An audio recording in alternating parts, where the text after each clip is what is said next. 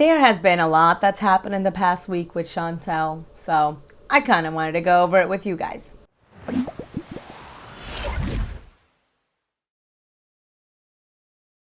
As you guys know, Chantal has gone through an absolute crucible. She's seen the darkness, and she's just briefly touched by it, but she's come out the other side, a stronger, more resilient woman.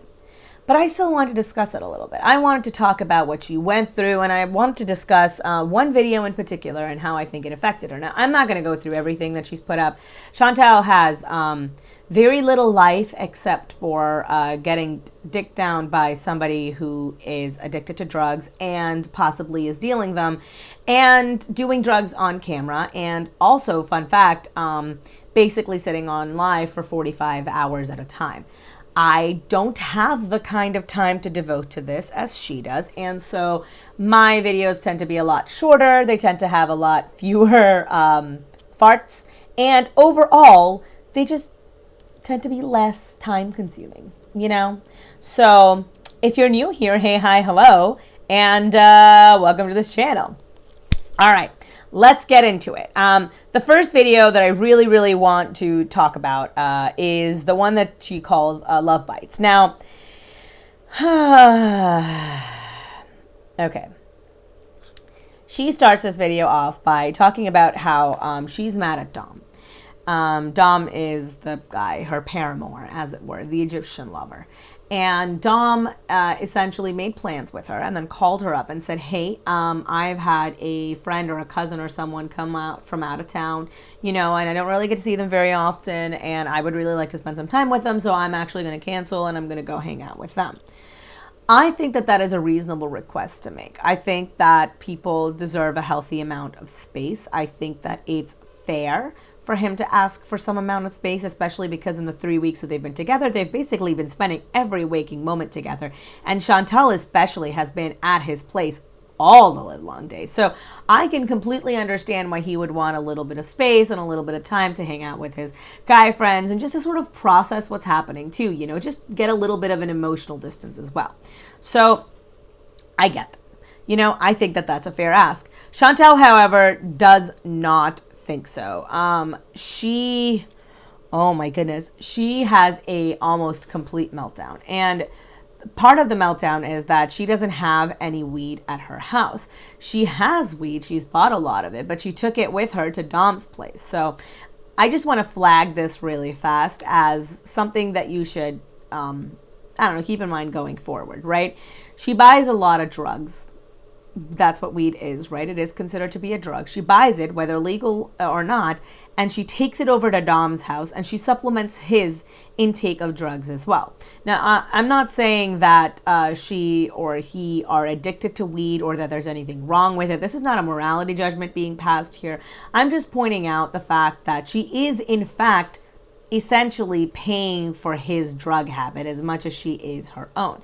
And she takes a lot of weed-laced products, right? She eats a crap ton of gummies, of chocolates, of everything on camera. And I can only imagine that she's just as bad with him, especially because he seems like the kind of guy who pushes her to do more hardcore stuff. And so I can only imagine that he's also maybe encouraging her to take more of the legal stuff, right? Just upping the drugs, as it were. And I get the impression that they both spend a lot of their time high. So when she waxes poetic about how good of a guy he is and you guys don't know him and he's just such a sweet guy, it strikes me as being markedly misguided, because when you are judging somebody's character through the lens of drugs, it's very hard to get an accurate read of who they are, right? And no one can stay high all the time, even on legal substances. Eventually, the money is going to run out, the stamina is going to run out, or something in your body is going to give way, and you won't be able to indulge the way that you are. It's only a recreational habit if you're only doing it every once in a while. If you're engaging in this kind of behavior like every single day, yeah, absolutely it's going to become a problem. Absolutely it's going to have side effects. Even something that's generally as safe as weed. 100%. So that's the first video. The next video that she has is the Mrs. Lonely video. And in this video, she's still mad at Dom. I have notes, by the way. She's still mad at Dom, and she's going to buy some weed. and she can't quite process her emotions by herself. So she really, really needs that weed. She tried to, you know, do without it. She tried to just stay at home, but it really wasn't doing it for her.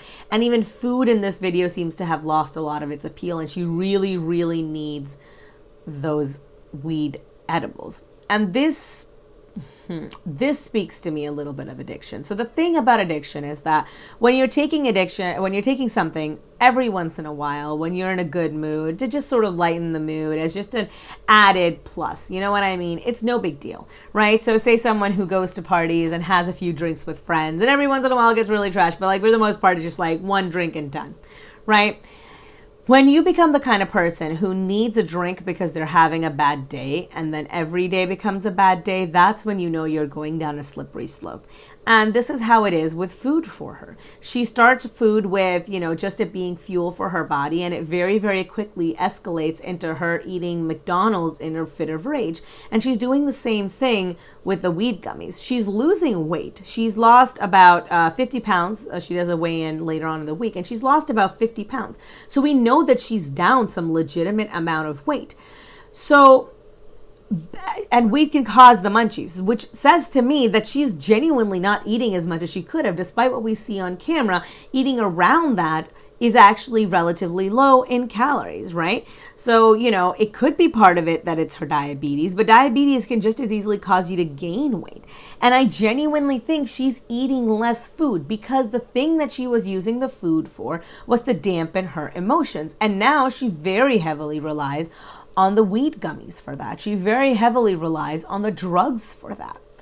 So she needs these gummies now to make herself feel better. She needs these gummies now to moderate her mood for her. She's not capable of doing it on her own. And I'm not saying that people don't need help every once in a while, but this is the first time in a pretty long time that I've seen her have a pretty serious, deep emotion, and that she has not immediately taken something, not immediately indulged in something to like dull the feeling to nothing and make it all go away, right? This is the first time I'm seeing that.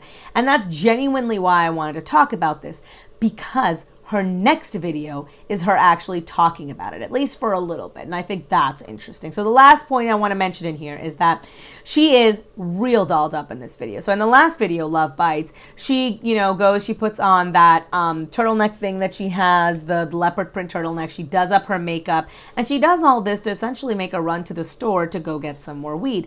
And in this one, you can see once more, she's pulling it up all the way to cover her double chin, which I got one too, girl. You know, like I get ya, but for someone who claims to be so confident, that's a very continuous thing, a very continuous behavior that she exhibits, where she wants to hide her double chin.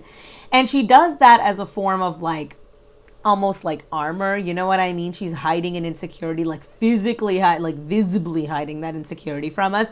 And it makes her feel better. That's why she likes to wear the shirt. That's why she likes to wear that black turtleneck. And she's a little dolled up. She puts on her makeup, and then she goes out to buy weed. And it's really funny to me that she would do that.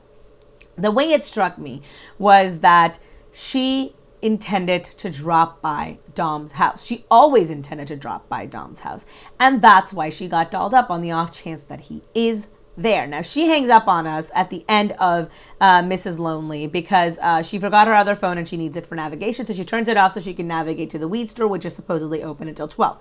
And that's where we open on the next video. I know this video, I'm not doing my bit where I just go next. This is a very stream of consciousness. It's one really long video, really more than it is 3 individual videos. So I want to discuss them as such. The next video that she has, it's called I'm Done. And this is where it gets actually juicy. This is where she like processes her emotion. And she got lost, I think, a little bit, or it didn't direct her to the right place. And she wasn't able to get her gummies. And she stopped about 15 minutes away from home. And she admits to the fact that she has stopped at Dom's place on the way home, that she had stopped there so that she could take a look in his windows to see if he was home. Now, the way that she phrases it, the way that she wants, I think, for it to come across is that, well, it was just a spur of the moment decision. You know, I was just driving home and I saw that this was happening and I thought, well, maybe I should just stop by and see, because I wasn't able to get the gummies, you know, maybe I could just do that. I don't actually think that's true. She got very dolled up to go outside to go get weed. And we've seen her leave the house in significantly grosser conditions before. And what it says to me is that, yes, she had this plan from the beginning, that she knew she was going to stop by Dom's place on the way home. She knew she was going to stop there for a little bit and just check out his house and make sure that he's like, you know, maybe he's doing something. Maybe he is there. Maybe he is having that orgy at his house. And this lack of trust, but this deep-seated desire that she has to still be with him, says to me a lot of things. Firstly, it says to me as someone who's deeply insecure, which I've said multiple times about Chantal's. At this point, it's not even news. But the other thing it says to me is how much her conscience is muddy, right? People who cheat, I think, always worry that they will be cheated on. They know what it's like to cause that kind of pain, to inflict that kind of pain, and they don't want to be on the receiving end of it, right? They worry. It's a very classic case of projection. You see it all the time. In people who cheat will often accuse their partners of being unfaithful to them because that is a thing that they legitimately worry about. They know they're doing it, and so they assume everybody else is just as capable of conducting such abhorrent behavior. And in Chantal's case, she's had multiple instances of overlap in between her relationships, right? She's cheated on, I think, every partner she's been with, she admitted at one point. So it does make you think, maybe that's why she did this. Maybe that's why she got all dolled up. Maybe she wanted to, you know, be pretty looking, you know, as much as she can and feel confident and put up her emotional armor by having that double chin covered, by having her insecurities literally masked over, take some of those weed gummies to numb some of the more hurt feelings, to take the edge off of them. And then she wanted to show up at Dom's house. And if he was having, you know, an all-out gangbang, then she could confront him and she could get some catharsis that way. That's what I think she was envisioning in her head. None of that came to pass. Dude wasn't there. Right? So he wasn't there. And when she gets home, when she's in the car, having basically built up this entire scenario in her head and then getting no catharsis to it, she has this moment of like semi-clarity, right? She talks about how she fell for him and, you know, how, you know, deep of an emotional bond that they have and how easy it was just to fall for this guy. And she's building him up to be this kind of person. And I don't think he is. You know, they met on Tinder and yes, they're having sex, but like fundamentally, he's told her so many contradictory stories about himself and they haven't really had a fair interaction without, you know, the drugs. And then let's not forget, he's willing to go outside and meet his friends, right? So he's willing to interact with his friends. She's obviously shown that she'll go outside to go get dinner and stuff in restaurants. So why hasn't he taken her on a legitimate date? Why haven't they been to like a nice fancy restaurant and, you know, like taken pictures and stuff like that? Like she doesn't have to put them up, but why hasn't he done so? Why hasn't he pushed for it? There doesn't seem to be any trace of her on any of his social medias as far as I can tell. I mean, I think if there was, the farms would be all over it, right?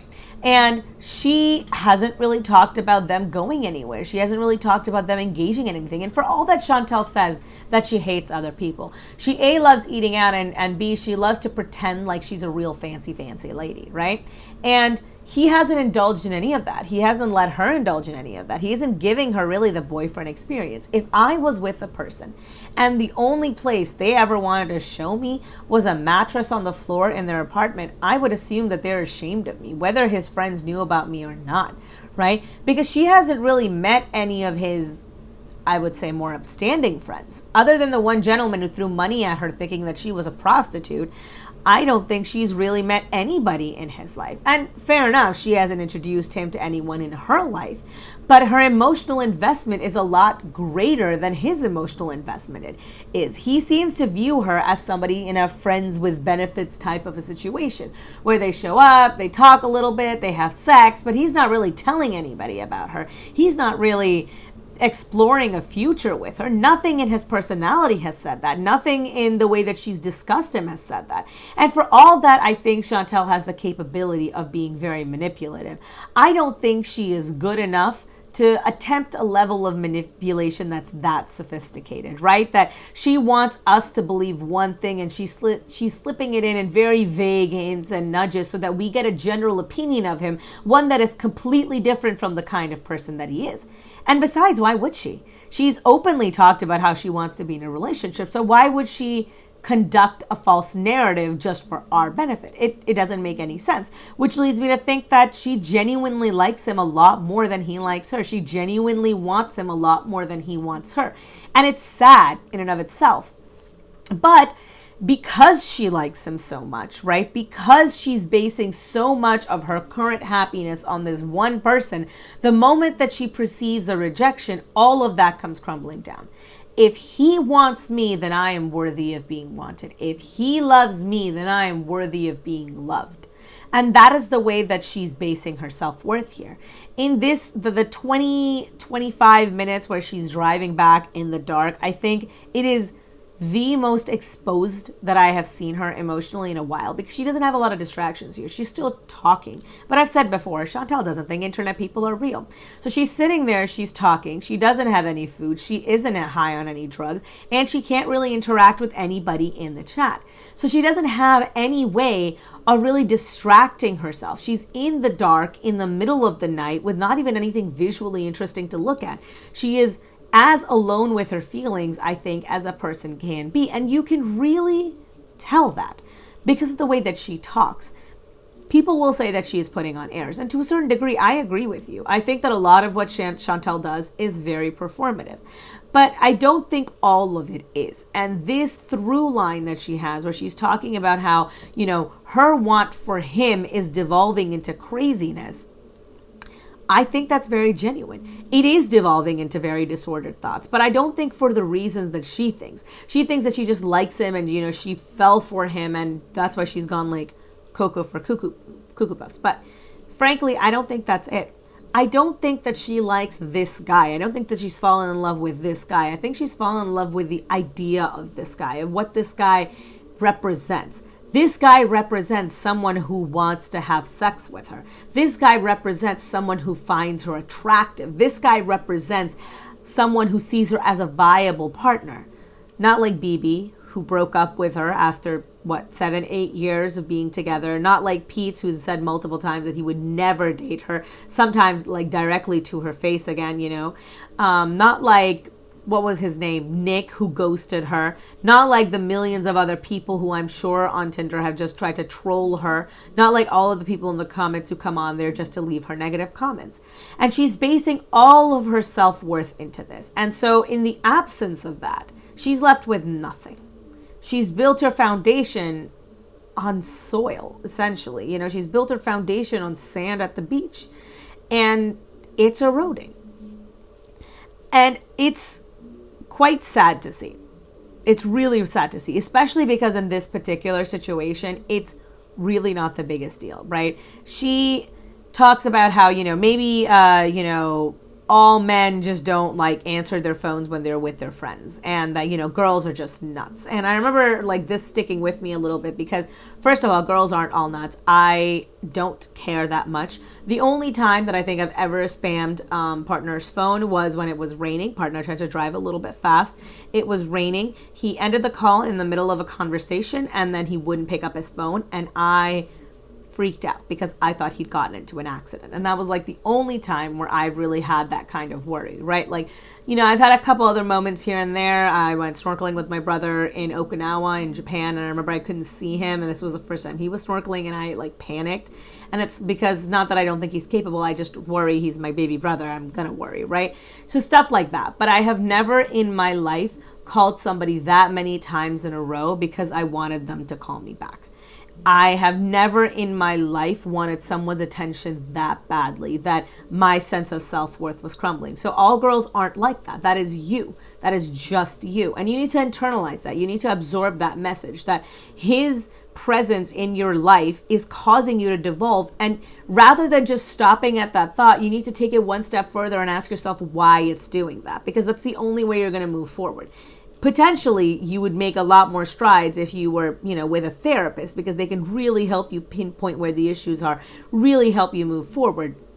But I can't make you do anything.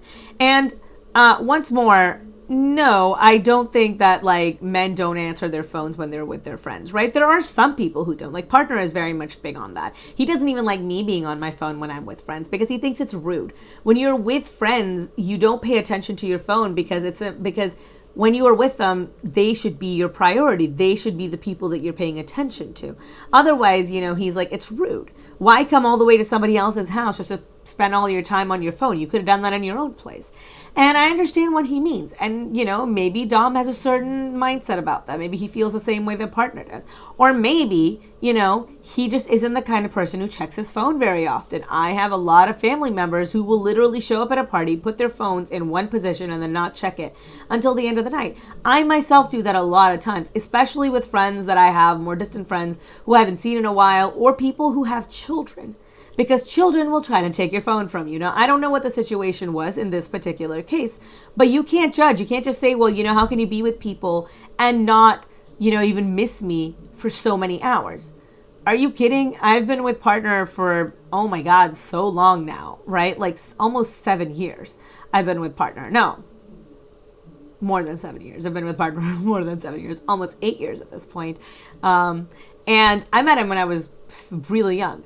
And you know, legal, don't get me wrong, I was in college, but like still. I met him for when I was quite young, and you know, we have spent a lot of our time together. We're married, happily so.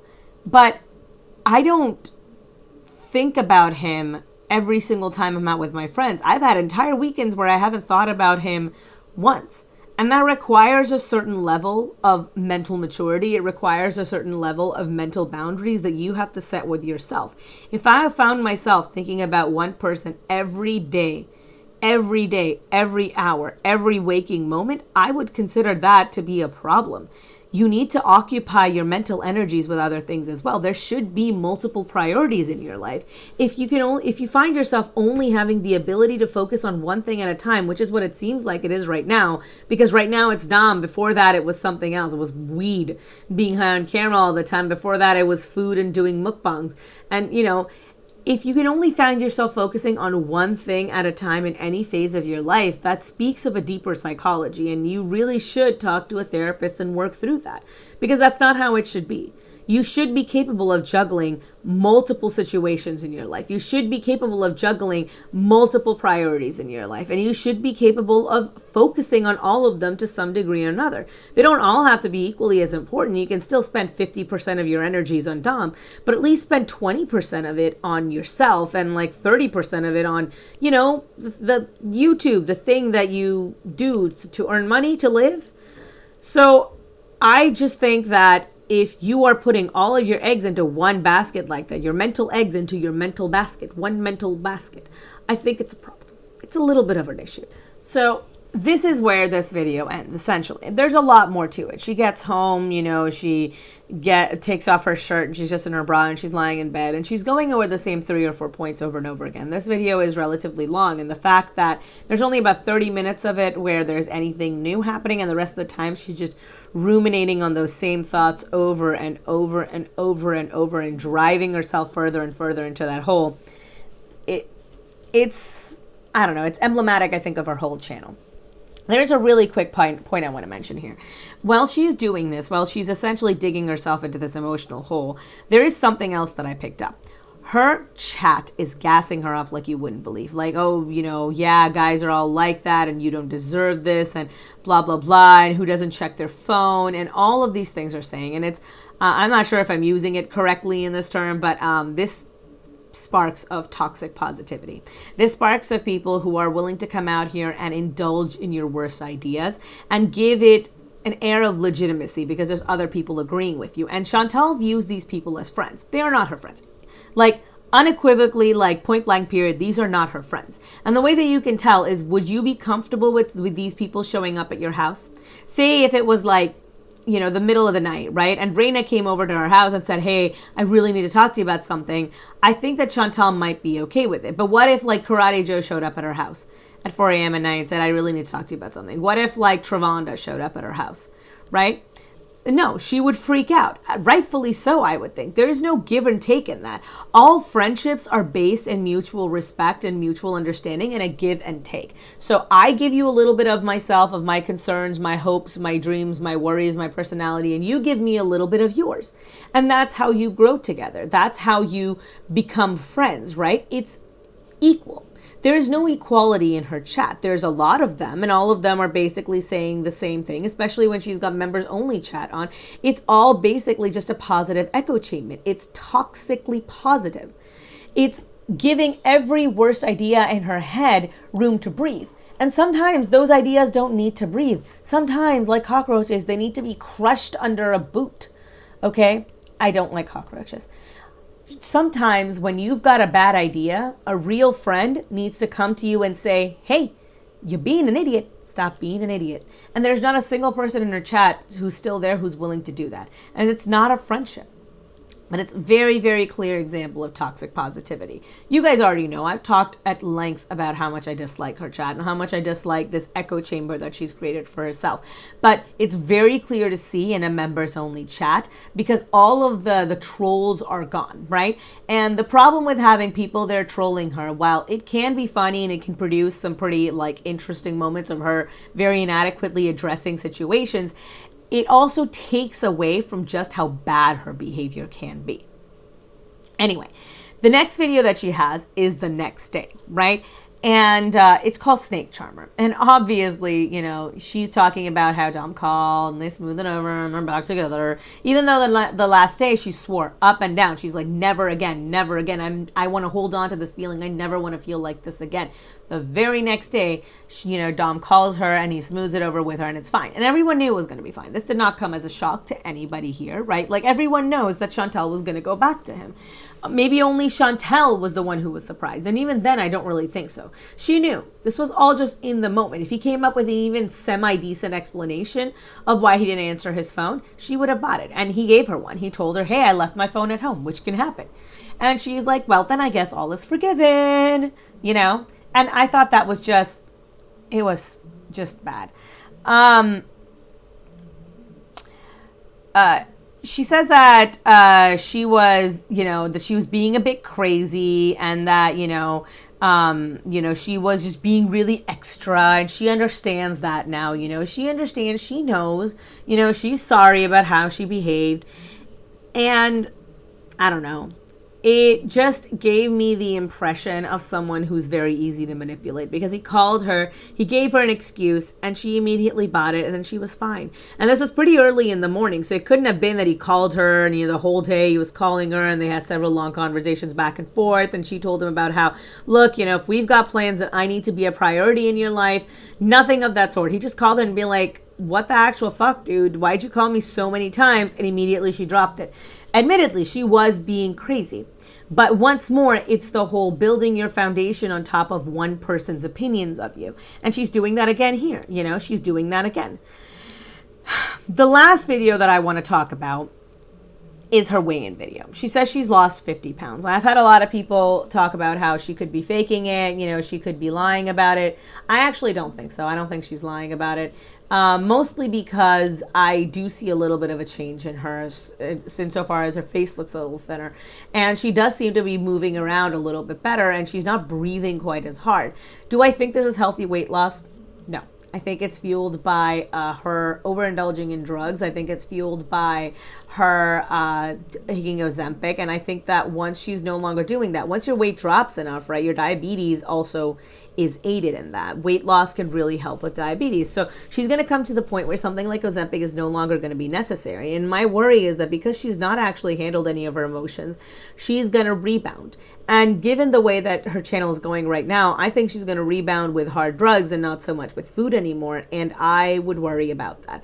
Because let's not forget that even if she has lost 50 pounds, she could lose another 50 pounds and she'd still be super morbidly obese. She needs to lose a lot of weight to get out of that category. And a lot of those health symptoms that she has, like her extreme fatty liver disease, that's not going to go away with 50-pound weight loss. That might be helped a little bit by it, but it's in no way going to be cured.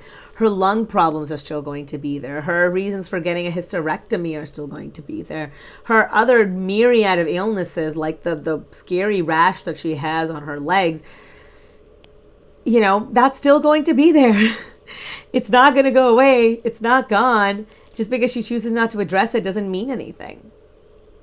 All in all, I don't know how much I can feel joy about the 50-pound weight loss. I want to be happy for her because I genuinely think it's a step in the right direction. But I think that it's actually, this weight loss is coming at the cost of her mental health. And when your mental health was the reason you were indulging in one addictive behavior, and all of a sudden that's getting worse and worse, and you're no longer indulging that particular addiction, I can't help but feel that it's going to come out in some other place. And she's already shown a reckless disregard for her own safety. She's already shown that she's willing to do a lot of hard drugs. And I can't help but think that that's where this might be headed, right? Especially because it's not like Dom's exactly a good influence on her.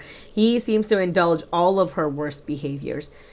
It wouldn't surprise me at all if he indulged her in this as well. And he knows where to get all the hard drugs anyway, right? There are more videos after this. She talks about a lot more other things, and I'll get more into it next week. For this week, I just wanted to focus on this one episode, just this one situation, because I think that's really the interesting part of her week. That's really the most telling part of her week, is how quickly she gave up. The weigh-in was maybe a little unconnected, but I did want to touch on it briefly. The way that she spiraled downwards and the quick ease with which she took him back, right? And I just worry that she's signing herself up for a lot more of this. He doesn't seem like a particularly reliable guy. And I would worry that since he knows how easy you are to convince to give him another chance, that he might abuse that privilege, as it were. That will be it from me. If you guys are new here, please do subscribe, hit the notification bell down below, hit all if you want to know when I upload any videos right away. You can give me a thumbs up on this video if you liked it, and give me a thumbs down on this video if you hated it. I'm totally cool with that. Give me your opinions down below. I know this was a little bit of a different video format. I kind of wanted to talk through it. I had some notes here, but this is not my usual bubbly format. I don't know. I have feelings about it, and honestly, watching her deteriorate so rapidly in the car did give me an emotion or two. And a lot of them were very sad, which is why I don't think I was in the mood to really even cover it. And it's one of those things where it's like, when you first watch it, the thing that you're struck by is the overwhelming sense of God, this bitch, this dumb bitch, right? That's where my mind went to eventually, first and foremost. And then I took a little bit of time and I sat with my feelings and I internalized it, and then I spent an entire day in crippling pain. And what that resulted in was me understanding that if I was in her position, that this would suck a lot. If I was in her position, if I was feeling the way that she's feeling, what this would mean for me. And I think that gave me a lot more perspective, and it really helped me connect with the empathy that I generally tend to have with her. And it really made me feel very sad for her, For all that Chantal's maybe not my favorite person, I don't think she deserves to be unhappy for the rest of her life. And that's essentially what she signed herself up for. Anyway, getting back to what I was saying, thank you guys so much for watching. I've got all my social medias linked down below. I've got Twitter, Instagram, and Patreon. Patreon in particular, please do give it some consideration. It always helps me out to have patrons, because you guys are the ones that keep the lights on here. I really do want to invest in some better sound equipment. I'm saving up for it. I would rather get something nice once and then not have to spend money on it. So I haven't bought anything yet, because I got this cheap ass mic and it's just been serviceable, is the best way to put it. So please do consider becoming a patron. I do have some rewards. I will be honest, they're not maybe the greatest. If you guys have more suggestions for rewards, I'd be happy to indulge it, but that will be it from me. As always, I'm Jasmine, the sequel, and I am not relatable.